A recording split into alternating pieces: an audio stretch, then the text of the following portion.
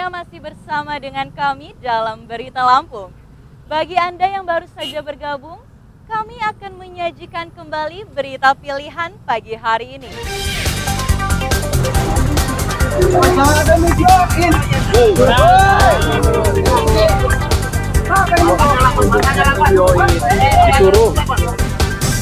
Tiga kurir narkoba yang akan menyelundupkan sabu-sabu ke Jakarta ditangkap di Pelabuhan Bakauheni.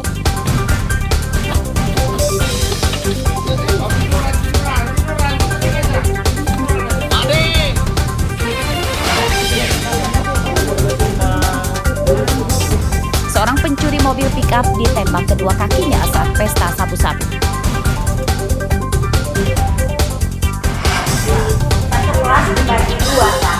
Yang ini kelas 5, kelas 3. Diris, murid 2 kelas di SD Belambangan Pagar, Lampung Utara, belajar di ruangan yang sama tanpa ada pembatas.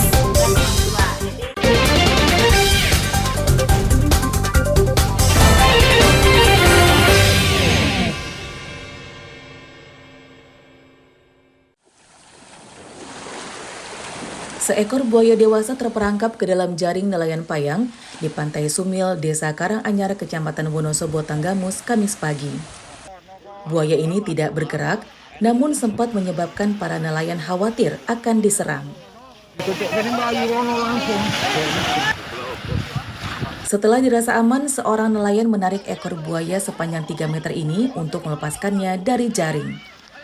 Buaya kemudian dibiarkan berjalan kembali ke laut. Nelayan tidak menangkapnya karena bukan tujuan bekerjanya. Para nelayan hanya mengambil ikan saja yang terperangkap dalam jaring. Ketahui buaya berontak di dalam jaring payang. Nah, kebetulan saya dari situ, saya selamatkanlah orang payang itu secara menarik buaya itu sampai ke pintunya, saya keluar dan di luar memberontak lagi, terus akhirnya saya tariklah ke laut. Ya kalau punya saya masih 1 kali ini Pak, tapi kalau yang lain sering juga sih pada masuk itu. Cuman ya ngejebur lagi ke laut gitu. Takut nggak Pak? Ya takut gitulah. Terjeratnya buaya diduga karena Pantai Sumil berdekatan dengan muara Sungai Semaka yang merupakan habitat buaya. Para nelayan diminta waspada saat melaut karena pada pagi hari buaya ke laut mencari makan. Asyaf Saifullah melaporkan dari Tanggamus.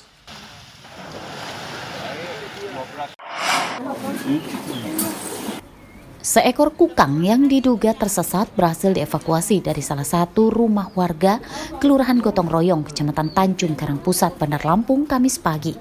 Evakuasi berlangsung dramatis karena hewan nokturnal ini berusaha menyerang petugas. Dilindungi kayaknya? Dilindungin ya? Menurut petugas, kukang ini merupakan hewan peliharaan warga dan lapas. Pemiliknya akan diperiksa terkait surat-surat kepemilikan hewan dilindungi. Ada kukang yang masuk ke pemukiman warga di daerah Gotong Royong, Kecamatan Tanjung Karang Pusat. Alhamdulillah berhasil kita evakuasi pada pukul 9.40, artinya kurang lebih 1,5 jam. Berhasil kita amankan dan sekarang hewan tersebut sudah kita amankan di kantor damkar. Oleh petugas damkar yang menangkapnya, kukang ini akan diserahkan ke BKSDA untuk selanjutnya dilepas liarkan di habitatnya. Arsadi Saputra melaporkan dari Bandar Lampung.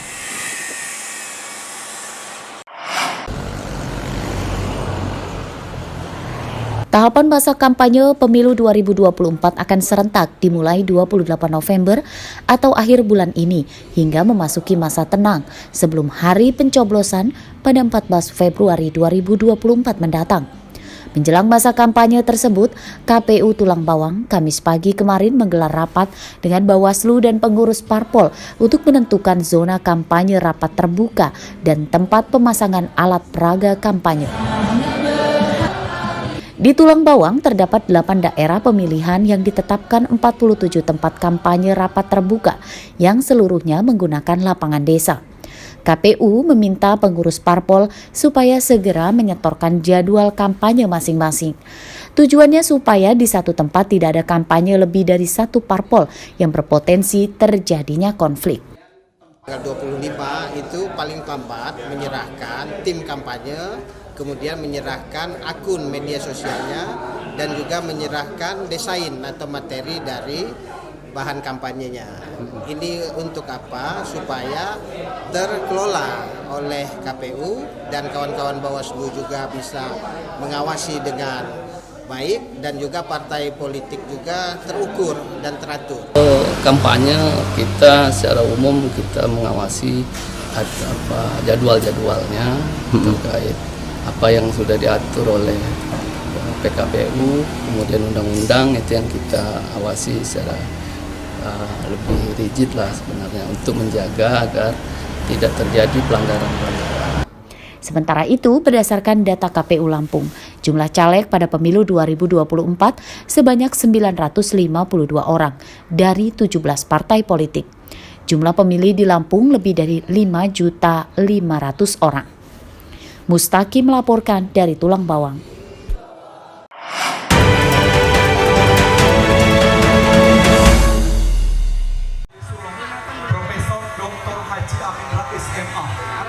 Ketua Umum Partai Umat Amin Rais Rabu siang mengunjungi pengurus DPD Tulang Bawang.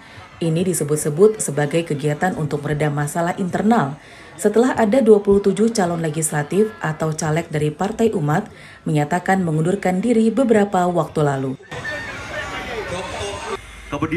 Setelah menemui pengurus DPD, Amin Rais menyatakan masalah tersebut telah selesai. Dan 27 caleg yang mengundurkan diri sudah kembali menyatakan tetap akan ikut berlaga pada pemilu 2024. Amin Rais menargetkan minimal mendapatkan 5 kursi di DPRD Tulang Bawang. Itu yang realistis ya. Jadi kami sudah bekerja keras. Ya insya Allah kita ada beberapa persen di atas threshold. Ya bisa 6, bisa 7 walau alam. Kalau ada lebih, alhamdulillah. Yang kedua, memang kita akan terus saja tanpa henti mengingatkan lawan kezaliman dan menegakkan keadilan. Selain menyelesaikan konflik, kedatangan Amin Rais juga untuk meresmikan kantor baru Partai Umat di daerah ini. Harapannya kita memiliki suatu